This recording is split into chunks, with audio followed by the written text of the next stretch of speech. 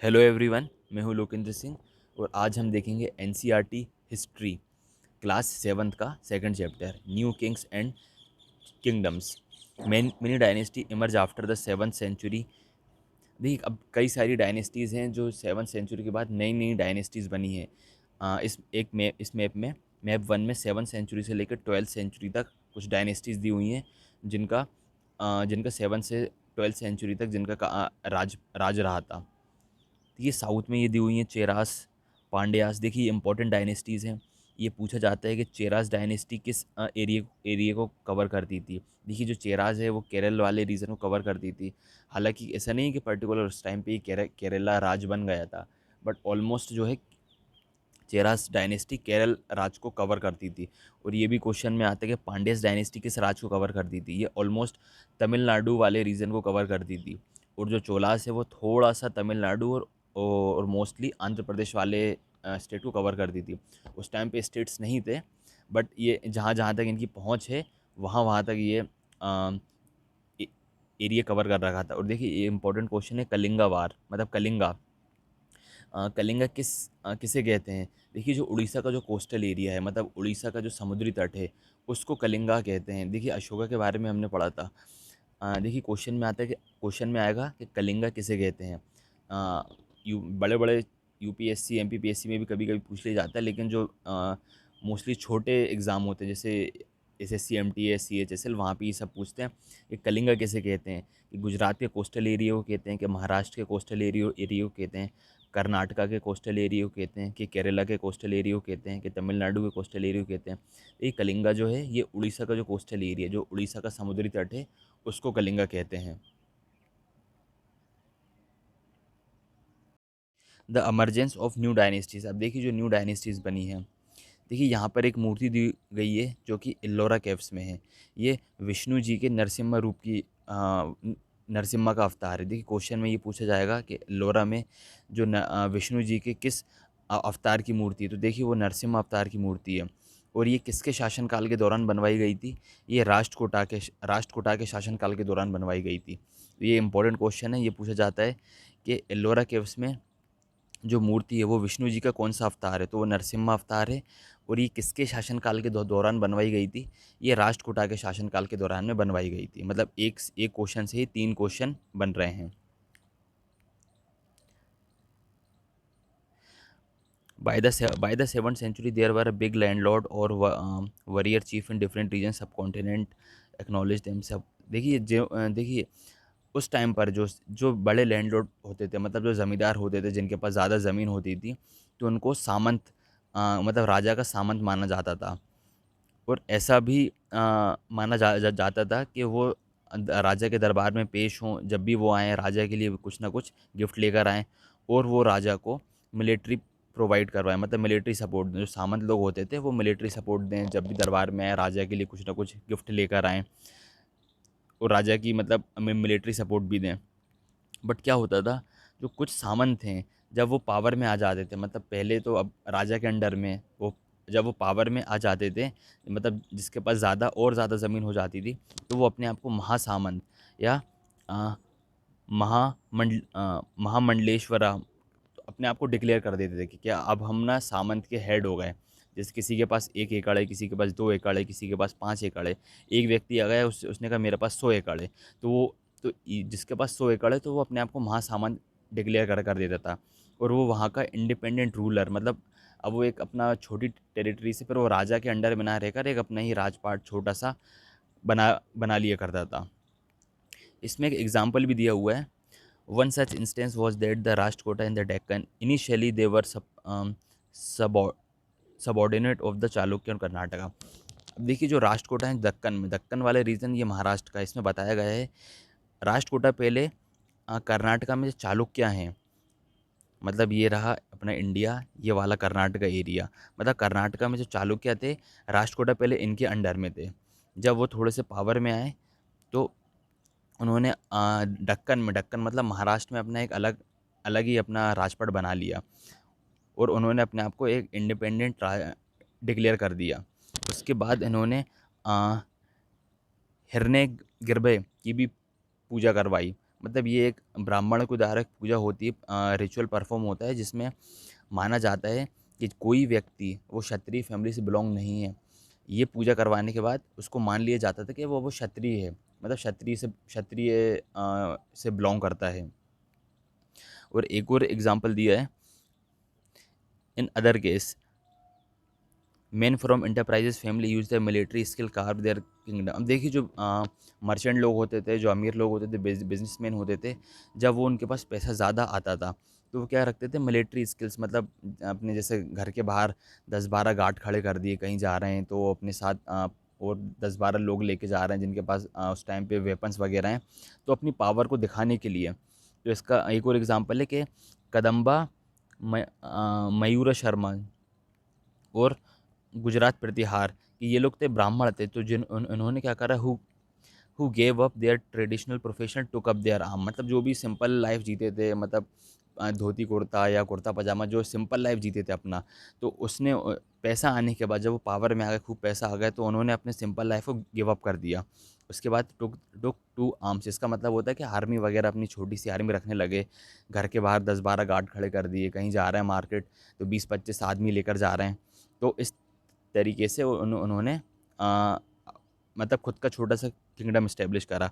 और इस तरह से successfully establish kingdom in Karnataka and Rajasthan.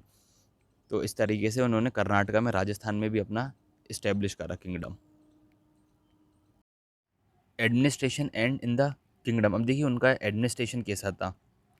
Many of this kings adopt high surrounding title such as Maharaja dhiraj and Tribhuvana Chakravarti. अब देखिए कई सारे राजाओं ने क्या करा, अपने नाम के पहले मतलब जो बड़ी बड़ी पदवी हैं, जैसे महाराजा धीराज और त्रिभुवन चक्रवर्ती, मतलब ऐसे वर्ड नाम के पहले यूज़ करने लगे। They often share power with the samanta as well as with associate peasant traders and Brahmins.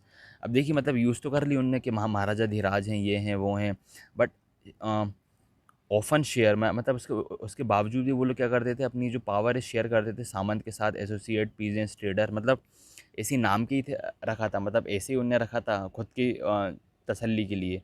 कुछ इतने पावरफुल थे नहीं वो एक्चुअल में। मतलब हल्के फुल्के डॉन थे, हल्के फुल्के से।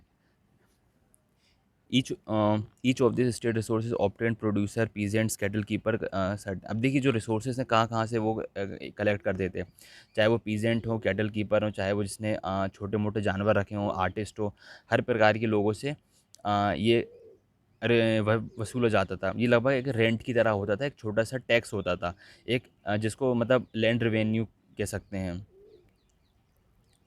और ये जो पैसा आता था ये किसके लिए यूज़ होता था, ये basically these resources were use to finance the king establish as well as construction of temple and fort. अब देखिए जो है ना, राजा की जो जहाँ तक जो राज्य राजा की टेरिटरी में जहाँ तहाँ तक है, उसकी इकोनॉमी को मेंटेन करने के लिए, वहाँ पर मंदिरों का निर्माण करने के लिए, फोर्ट किले वगैरह बनवाने के लिए भी यूज़ किया जाता था।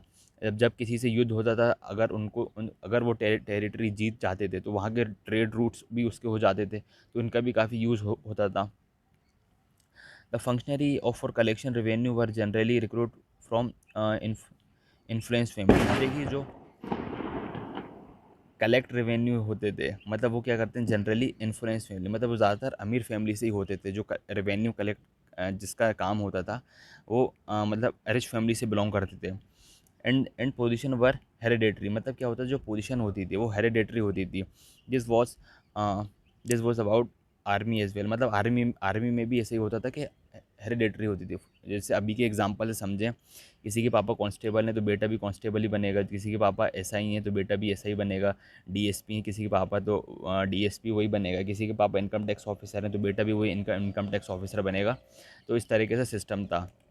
In many case close relative of king held position. और ज़्यादातर क्या होता था, जो किंग के काफ़ी क्लोज हैं, जो भी व्यक्ति हैं, जो भी लोग बांग हैं, जो राजा के काफ़ी क्लोज हैं, उनके अच्छे टर्म्स है राजा से, तो उसको पोजीशन जल्दी मिल जाती थी। ये किस बॉक्स में दिए हुए टैक्स के बारे में, अ, देखिए चोलास, देखिए इंस्क्रिप्शन मिला है उसके बेसिस पे पता लगा है। देखिए चोला का जो शासन है वो थोड़ा सा तमिलनाडु में भी था।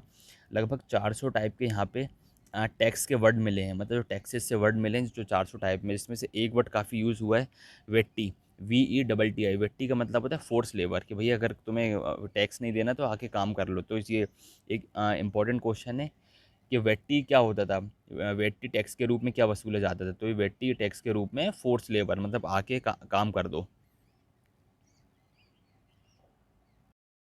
प्रशस्ति एंड लैंड ग्रांट्स।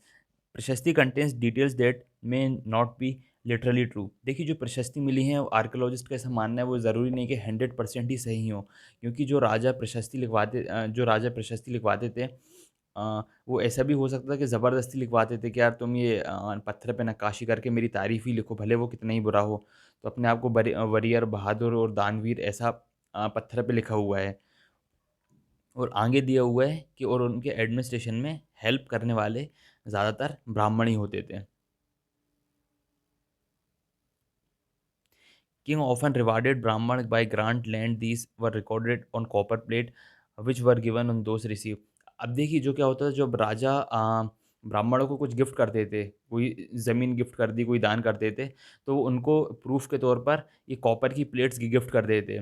देखिए जैसे आज के टाइम पे रजिस्ट्री वगैरह होती, तो उस टाइम पे ये कॉपर्स की प्लेट पर ये लिखित रूप में दिया जाता था रिकॉर्ड के लिए।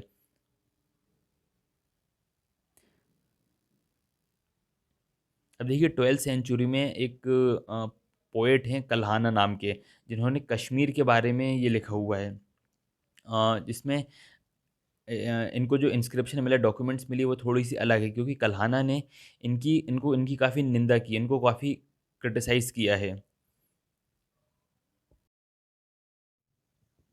Warfare for wealth. देखिए जो पहले के ज़माने में हम सभी जानते हैं, जो लड़ाई झगड़ा होता था वो सिर्फ पैसे के लिए होता था, मतलब दूसरों की ज़मीन पे कब्जा कर लेना, दूसरे पे लैंड इकट्ठा कर लेना। तो सारी डायनेस्टी एक दूसरे पर जो मतलब अटैक करती थी, वो उनका पर्पस था सिंपल पर्टिकुलर के उनका राजपाट हमें मिल रहा है। देखिए एग्जाम्पल दिया है, the city of Kannauj in the Ganga valley. देखिए जो सिटी थी कन्नौज की गंगा वैली, तो इसके लिए तीन राजा आपस में लड़ते थे। एक गुर्जर प्रतिहार, राष्ट्रकूटा एंड पाल डायनेस्टी। तो ये तीनों आपस में, तीन पार्टीज आपस में लड़ती रहती थी, इसीलिए इसका नाम है त्रिपिटा स्ट्रगल। देखिए इंपॉर्टेंट क्वेश्चन है, त्रिपिटा स्ट्रगल किसे किसे कहते थे। तो ये गुर्जर प्रतिहार, राष्ट्रकूटा और पाल डायनेस्टी, इन तीनों को त्रिपिटक स्ट्रगल कहते थे। देखिए जो उनका टारगेट होता था, जो राजा महाराजा को सबसे पहले बड़ी बड़ी बिल्डिंग होता था। देखिए जो कोई भी राजा है, वो अपनी पावर को दिखाने के लिए सबसे पहले बड़े बड़े मंदिर का निर्माण करवाता था, बड़े बड़े भवन का निर्माण करवाता था, तो ये अपनी पावर को दिखाने के लिए। और यही जो रीज़न है, सबसे ज़्यादा जो राजा लोग हैं वो टेम्पल्स पर अटैक करते थे, क्योंकि सबसे ज़्यादा सोना और हीरे जवाहरात जो, क्योंकि चढ़ावा चढ़ाते हैं कई लोग, सोना चढ़ाते थे उस टाइम पर। तो इसीलिए मंदिर मंदिर को भी अटैक सबसे पहले ही किया जाता था। जिसमें से एक एग्ज़ाम्पल हैगा कि मोहम्मद गौरी, जो कि अफ़गानिस्तान का रूलर था, जिसने गुजरात का जो सोमनाथ का मंदिर, उस पर अटैक करा। जो central Asia, Iran, north west region, वो भी ऑलमोस्ट उसके अंडर में था, मतलब वो भी उसने लगभग लगभग कब्जा कर लिया था। और देखिए जो मोहम्मद गौरी था, वो और इंडिया के बारे में और जानना चाहता था। तो उसने क्या करा कि उसने मतलब एक अपना अल्बेरुनी नाम का व्यक्ति को बोला कि इसके बारे में रिसर्च करो। जो राइटर था उसके दरबार में, उससे बोला कि तुम इस पे रिसर्च करो और इंडिया के सबकॉन्टिनेंट और इंडिया के लोगों के बारे में जानो। तो उसने इंडिया के संस्कृत जो भी गुरु लोग हैं, यहाँ के जो स्कॉलर लोग हैं, उनसे कंसल्ट करा, और फिर उसने लिखी किताबुल हिंद। तो एक इम्पॉर्टेंट क्वेश्चन है कि किताबुल हिंद किसने लिखी है, वो लिखी है अल्बेरुनी ने। और एक और किंग है जो है चहमान, जिनको बाद में चौहान नाम से जाना गया, जिसने राज करा था दिल्ली में और अजमेर में। They attempt to expand their control west and east, मतलब वो और अपना चाहता था कि मेरी और पावर बढ़े, बट उसको ना सामना करना पड़ा वेस्ट और ईस्ट में कब्जा करने के लिए, गुजरात के चालुक्य से और वेस्ट उत्तर प्रदेश के गढ़वाल से। जो चाहमन रूलर थे, उनमें से सबसे जो बेस्ट नोन है, मतलब जो सबसे ज़्यादा फेमस है, वो पृथ्वीराज थ्री, जिन्होंने 1191 में मोहम्मद गोरी को हराया था, लेकिन अगले ही साल वो हार गए थे। अ क्लोजर लुक द चोलास। अब देखिए जो चोलास लोग हैं वो लोग पावर में कैसे आए। देखिए एक चीफ फैमिली थी, मतलब मुटियार फैमिली, जिनके अंडर में कावेरी डेल्टा था। और जो मुटियार फैमिली है वो पल्लवास के अंडर में थे। और एक था विजयाला नाम का, जो कि चोलास से बिलोंग करता था। उसने क्या करा, एक मुटियार फैमिली पर अटैक कर दिया और कावेरी डेल्टा को कैप्चर कर लिया। और इसने ही विजयाला ने तंजावुर शहर बनवाया और अ, निशंभुदीनी माता का मंदिर बनवाया वहाँ पर। जो सक्सेसर था, जो विजयाला सक्सेसर था, और उसने अपना रीजन और बढ़ाया, आगे बढ़ाया। और इसके साथ साथ पांड्या और पल्लवास ने भी अपना किंगडम को वहाँ पर बनाया। देखिए जो चोलास का सबसे पावरफुल रूलर था वो था राजा राजा वन।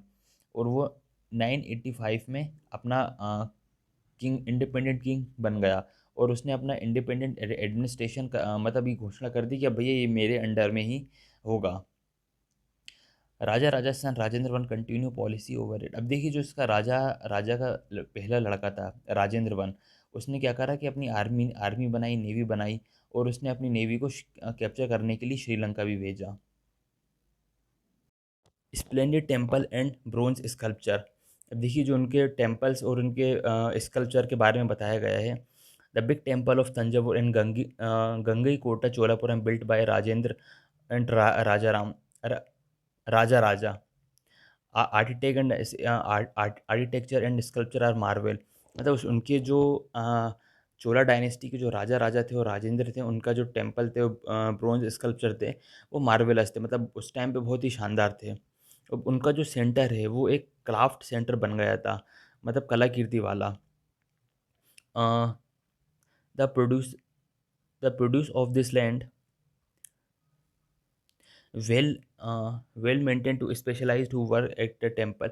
अब अब देखिए जो उनका सेंटर है वो एक वेल मेंटेन, जो प्रोफेशनल लोग हैं उनके द्वारा ही किया जा रहा था।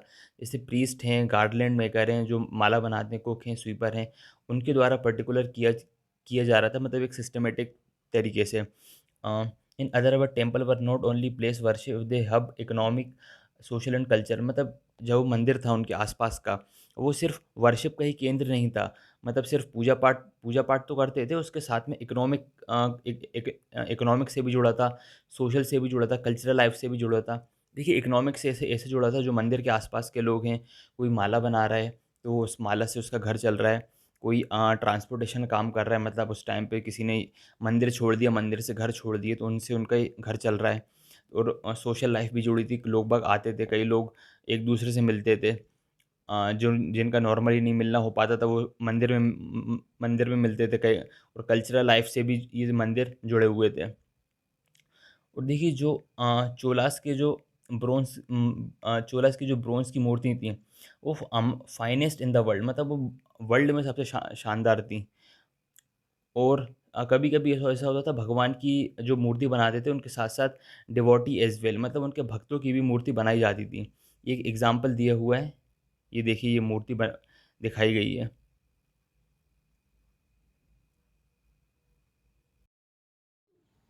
Agriculture and irrigation.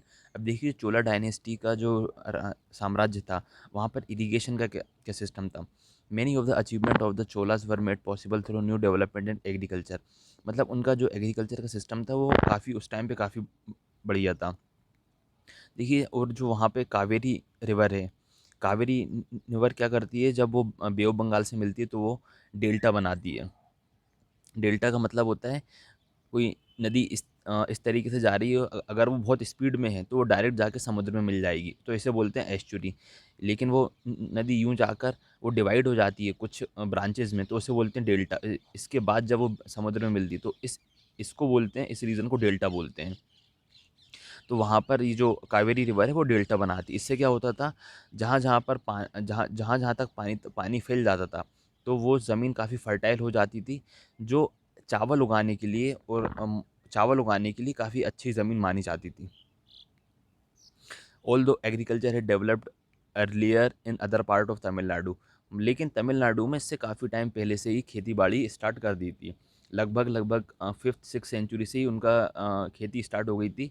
Open up for a large scale cultivation, मतलब बड़े स्तर पे खेती तमिलनाडु में ऑलरेडी स्टार्ट हो गई थी। Forest had be clear in some region, मतलब फॉरेस्ट काटे गए थे और ज़मीन को समतल किया गया था, मतलब खेती करने के लिए ज़मीन को प्लेन किया गया था। In the delta region embankment had to be built a prevent of flooding. देखिए अब जो डेल्टा रीजन है, अब कई बार क्या होता है डेल्टा के आने से बाढ़ भी आ जाती है, ज़मीन तो फर्टाइल होती है, बाढ़ भी आ जाती है। तो इस रीज़न में क्या करा, इसको बाढ़ ना आए तो इसके लिए वहाँ पे प्रिवेंट, मतलब उसको संरक्षित करना, मतलब बाढ़ से बचने के लिए भी उन्होंने कुछ कंस्ट्रक्शन करवाए।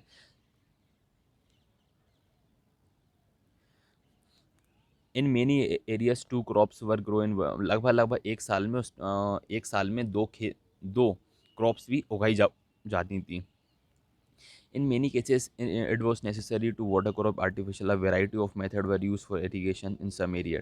अब देखिए उन्होंने क्या करा कि कुएं वगैरह खोदने स्टार्ट कर दिए इरिगेशन के लिए, और जो बरसात का पानी है उसको तो उन्होंने क्या करा कि बड़े ह्यूज टैंक्स भी बनाने स्टार्ट कर दिए, जो बरसात का पानी को वेस्ट नहीं करना है, मतलब उसको भी किसी न किसी काम में यूज़ लेना है।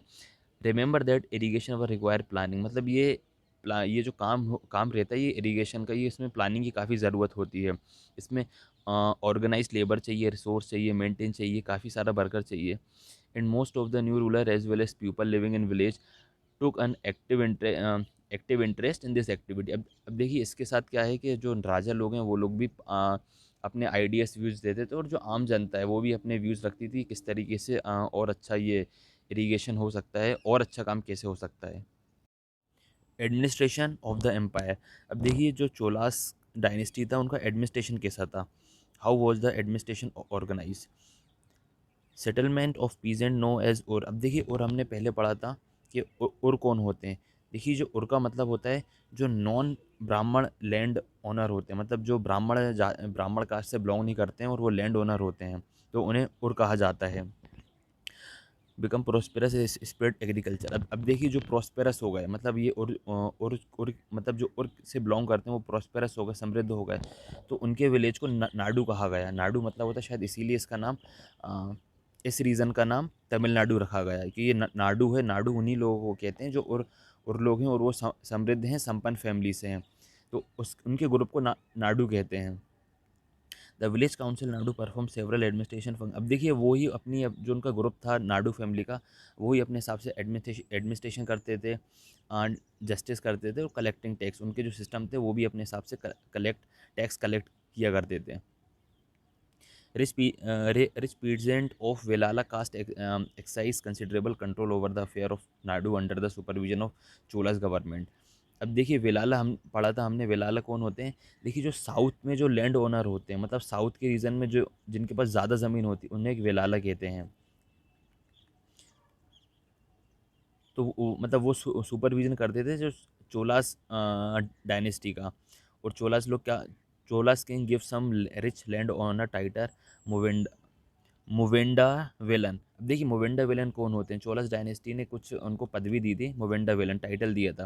तो इसका मतलब क्या होता था, अ वेलन और पीजेंट सर्विंग थ्री किंग, मतलब जो तीनों राजाओं को करते थे, चाहे वो पांड्या हो, चाहे वो चोलास हो, या फिर वो अपना चेरास हो। तो जो इनको जो मतलब ये काम करते थे अपना, बस एक सर्विस करते थे, तो तीन लोगों की सर्विस करता था, तीन लोगों की ड्यूटीज़ करता था, तो उसे मुवेंडा वेलन कहते हैं। ये एक इंपॉर्टेंट क्वेश्चन है, ये मतलब पूछा जाने की संभावना है।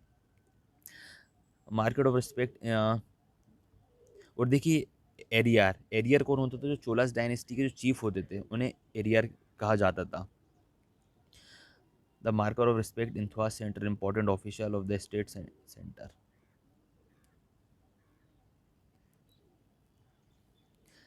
टाइप्स ऑफ लैंड, अब देखिए चोलास डायनेस्टी में उनके जो ज़मीन थी वो किस टाइप की थी, मतलब उनका क्या सिस्टम था। देखिए वेलन वगई का मतलब होता था जो ज़मीन नॉन ब्राह्मण के पास है उसे वेला वगई कहते थे। अभी देखिए यूपीएससी में एमपीपीएससी में ये चूज द करेक्ट आंसर के में आ सकता है 5 क्वेश्चन का, मतलब यही नहीं कि यही सारे आए, बट एक या दो आ सकते हैं।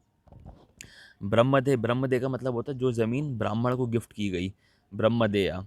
और शाला भोग का मतलब होता है कि जो ज़मीन स्कूल के मेंटेन के लिए है, मतलब जो ज़मीन स्कूल के मेंटेन में उसे शाला भोग कहा जाता है। और देवादाना या तिरुना मट्टुकानी, तिरुना मट्टुकानी, इसका मतलब होता है कि जो ज़मीन मंदिर के लिए दान की गई, जो मंदिर के लिए गिफ्ट की गई, उसे बोलते हैं। और पल्लीचंदम, इसका मतलब होता है जो जैन धर्म के लोगों को ज़मीन दी गई।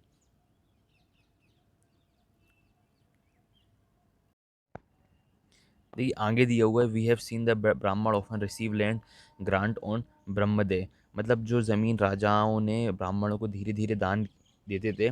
और ऐसे क्या हुआ, अ लार्ज नंबर ऑफ ब्राह्मण settlement emerge Kaveri valley and other part of south, मतलब धीरे धीरे राजाओं ने खुश होकर या किसी ब्राह्मण को ज़मीन दान दी है। इस तरीके से बहुत सारे ब्राह्मण उस टाइम पे हुए, और उनका एक मतलब और उस पार्ट में कावेरी वैली में कई सारे ब्राह्मण हो गए। Each Brahmadev looked after by the assembly सभा, अब देखिए उनकी जो सभा होती थी, ब्रह्मदेव होते थे। जो ज़मीन राजाओं ने ब्राह्मणों को दी हुई है दान में, तो उनकी एक असेंबली होती थी उसको उसकी देख रेख करने के लिए। This assembly work by very efficiently, मतलब वो बहुत अच्छे से काम करती थी। There decision were record detail inscription, तो और इसका रिकॉर्ड भी इंस्क्रिप्शन पर रखती थी, स्टोन्स में और मंदिरों की दीवारों पर। और जो नगरम होते हैं, नगरम देखिए जो मर्चेंट होते थे, जो बिजनेसमैन की एक ऑर्गेनाइजेशन होती थी, उन्हें नगरम कहा जाता था। और वो एडमिनिस्ट्रेशन को परफॉर्म करते थे कभी कभी। Inscription for Uttaramerur in Chingleput district Tamil Nadu, अब देखिए तमिलनाडु में डिस्ट्रिक्ट है चिंगलेपुट उत्तरामेरू, वहाँ पे एक इंस्क्रिप्शन मिला है। वहाँ पे ये बताया जाता है कि सभा कैसे ऑर्गेनाइज होती थी। देखिए पहले जो एलिजिबल लोग हैं वहाँ पर, जो भी मतलब सभा का जो हेड बन सकता है, उसके एलिजिबिलिटी क्राइटेरिया सबको पास कर लेते थे, चाहे 5 हों चाहे 6 हों। तो उसको पास करने के बाद क्या करते थे, उनकी एक पर्ची बनाते थे। उस पर्ची में सबका नाम लिखते थे, फिर उसको घड़े में डाल दिया जाता था। फिर एक बच्चे से बोल दिया जाता था कि यार इसको चूज़ कर लो, कोई पर्ची इस घड़े से निकाल लो।